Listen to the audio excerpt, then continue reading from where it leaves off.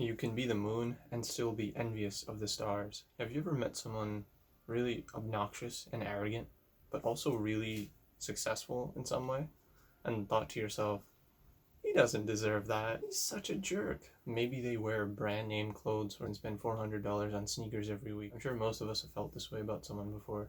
But then, have you ever met someone who actually seems like a decent person, like, and been envious of them? So like, they seem charitable and generous and nothing but kind. Whatever the case may be, there may come a time when we're envious of someone, whether it's their beauty, their fame or recognition, their material wealth, their intelligence, their confidence, their humor. And social media, where people showcase their finest moments, doesn't help with envy either. And envy has pretty clear negative effects on our self-esteem, our mood, and our overall satisfaction with life. It can come in the way of important relationships in our life. So how do we stop envying people? I didn't say jealousy, because last week I learned that jealousy is when we feel that someone we're close to is interested or invested in someone else. Envy is when we feel some type of way when someone has something that we desire, whether that person is a friend or a stranger. Forgive yourself and accept it. You're not a monster for wanting something that someone else has. And it might be hard to admit that you're envious of someone, because to admit this would be to say that you have some form of insecurity. Show yourself compassion and realize that this is only a normal human emotion and you're not a villain. Clear sign of envy is when you have unexplainable negative feelings towards someone else. Focus on gratitude. Being grateful doesn't mean that you just toss away your goals. Being grateful means that we choose to shine a spotlight onto the things that we value and the things that bring us joy. Maybe it's our hobby. Maybe it's the family that provided for us, our health, or the bed we sleep in every night. By choosing to think about what makes us content, we can minimize our agitation about the things that we want, that we don't have.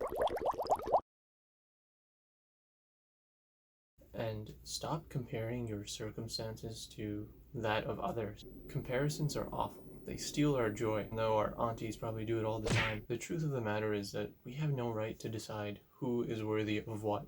We have no divine right to feel that we deserve something. And importantly, the way we perceive the lives of others is also really inaccurate, because what we see is a narrow glimpse of their life. We see the Saturday night hangouts, the birthdays, the graduations, the job, etc. But what we don't see are the hidden truths, the fights with their spouse, the burnout from working all the time, fertility issues, etc.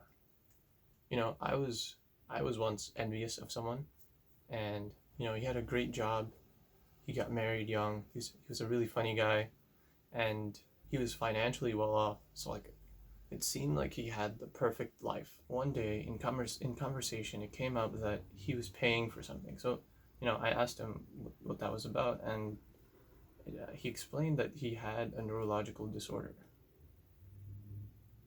And I had known him for years, and it never came up before. So what he said to me was, I have my demons too.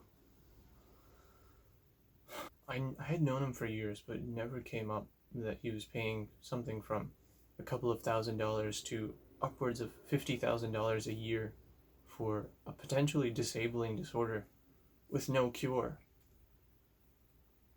With no cure. The point is, you think you know about the lives of other people, but you really don't. It's foolish to be envious of others, because chances are you have something, be it your health, your wealth, any material thing, or any physical characteristic that someone else doesn't have. We also need to remember to not have a scarcity mindset.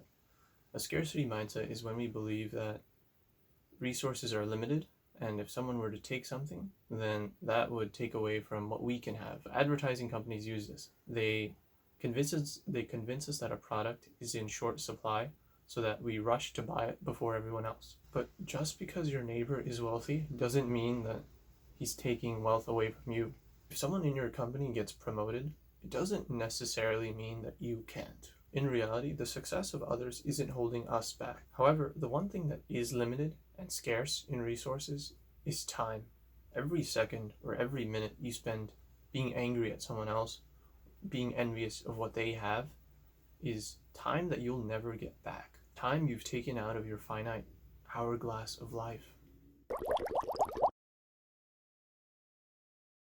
Understand your envy and redirect your focus, because chances are your envy is a result of something that you're insecure about. Before you lash out at yourself or at someone else, it's important to identify what the trigger is. Is it a certain topic, like work or school or marriage, that brings up these feelings? Is there a certain activity, like a sport or academics, that brings this up? Take some time to think about what brings you and the person you're envious of together, rather than spending time thinking about the things that drive you apart. Try to come up with reasons why that person is good at basketball or has amazing grades. Maybe they practice or study every day. Maybe they're very disciplined. What's fair is fair. And again, we don't have the right to decide. Use your envy as motivation to improve your life. Let's say you want to be happy about your friend getting a new job, but you have mixed feelings about it. Maybe it means that there are skills that you can learn in your free time. Maybe it's learning Linux or how to code. Maybe it's reading more, something to be more productive. Maybe you're envious of someone who's popular and has a lot of friends. This could be a sign that you need to be more outgoing, that there are some ways that you can improve your social skills. Maybe you can do that by smiling more, telling more jokes, or being the one to initiate conversation and ask the other person about them. If we want to harness our potential, we have to be honest with ourselves and not get bogged down by the success of others, not get bogged down by the apparent success of others, the apparent happiness of others, or the apparent perfection of their lives. We have to invest in ourselves. So ponder over your gifts. And I'll leave you guys with a saying that goes, envy is counting the other fellow's blessings instead of counting your own.